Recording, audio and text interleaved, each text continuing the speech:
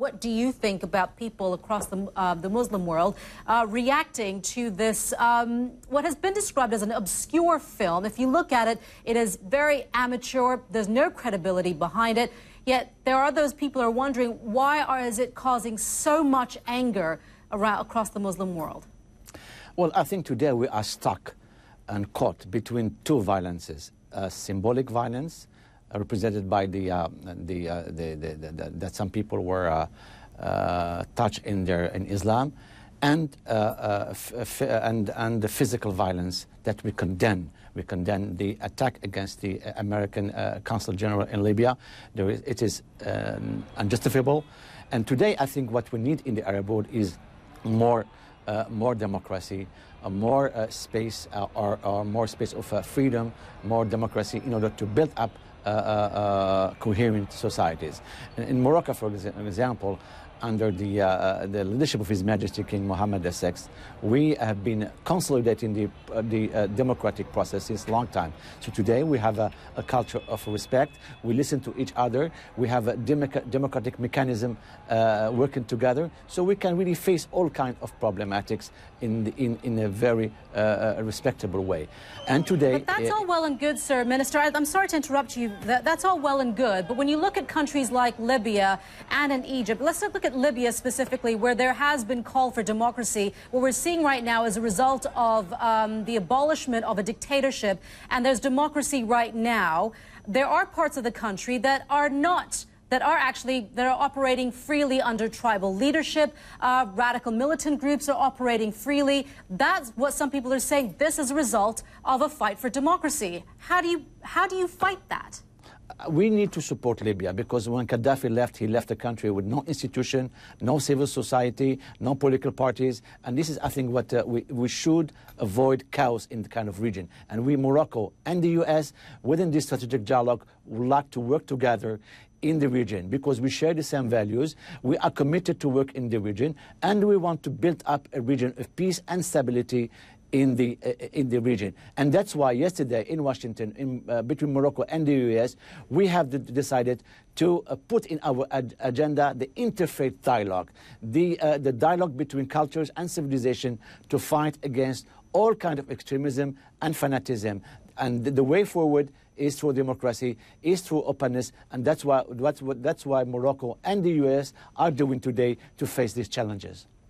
Unfortunately, there is huge anti-US sentiment in countries across the Arab world. If you look at countries like Libya, there are those who are saying that these are countries that the United States helped to, quote-unquote, liberate, and yet that's what has angered quite a few people there, those who are perhaps more fundamental, have more fundamental ideas, fundamentalist ideas against the United States. So how do you change those ideals? I think what we should work together in the region, and to fight against all of those who spread the culture of hate. And this could be done through partnership, through initiatives. And you must know that today the priority in our region is job creation, is how to create opportunities for young people. And this dialogue of culture, this openness, this free trade agreements is essential. And Libya, as a Maghreb countries, I think we should also work in the implementation and the building up of a coherent grouping in the region, regrouping the 5 Maghreb countries. And Morocco today is a model. Morocco today is committed to work with all the countries of the region to build up a space or a region of shared prosperity and democracy.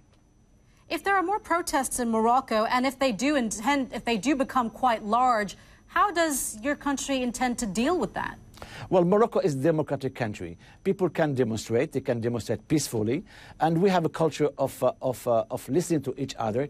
I think today what's happening in Morocco is representative of the maturity of the political settlement in Morocco. I think we have been working with civil society, with political parties. People can demonstrate peacefully, respecting the rule of law, the human rights, and this is, I think, which is essential in our region. We should build up something which is coherent, correspondent to our shared values of democracy, of freedom of the press. This is our task, and we are working on this context. How important is your relationship with the United States? And I ask you this, if you were to talk to those in other parts of the world who want nothing to do with the United States and who blame the United States for all that's gone wrong in their countries, what would you tell them about the importance of this relationship? We are interested by the United States for many reasons. First, we have important political dialogue. We need also economic cooperation, and we have the FTA, the Free Trade Agreement, the MCC. And today, we have decided to upgrade this relation through a constant and regular political consultation on all issues. And Morocco today is also working with the US in the Security Council. We are a member of the Security Council, and we are tackling difficult issues together in Syria, I think in Libya and elsewhere. I think what we need is dialogue. I think what we need is to listen to each other. I think what we need is to share the common values. This is the importance and this is the priority in the Moroccan policy under the leadership of King Mohammed VI. So how do you then, when you look at the images that we're seeing that have been coming across over the last few days of these violent protests that have taken place outside U.S. embassies, whether it's in Libya, whether it's in Egypt or in Yemen, how does that, as an Arab, how does that make you feel? Well, I think what we need more dialogue. We need to build up coherent societies. And but how does that make you feel? Well, I'm very sad. I'm very sad because I condemn all kinds of violences. As I was saying earlier, the physical violences against civilians, against diplomatic missions, but also I condemn also all kinds of violence against all kinds of religions, because I think we cannot accept. And that's why we have decided here in Washington with the U.S. to have a dialogue on interfaith. We should listen to each other. We should be tolerant. And that's why the religion, Islam was never been a religion of confrontation. The real Islam is a real Islam of tolerance, of the respect of the other, is a peaceful religion. And that's why also we need to work together to fight against all kinds of fanaticism through democratic systems, through shared values, through job creation, economic prosperity. And I think what we need today is a multi-dimensional approach to fight against terror. We can fight against terror through security measures, yes, it's important, but we can fight also against terror through other measures, democracy, solidarity, job creation, I think, and also dialogue of cultures and civilizations.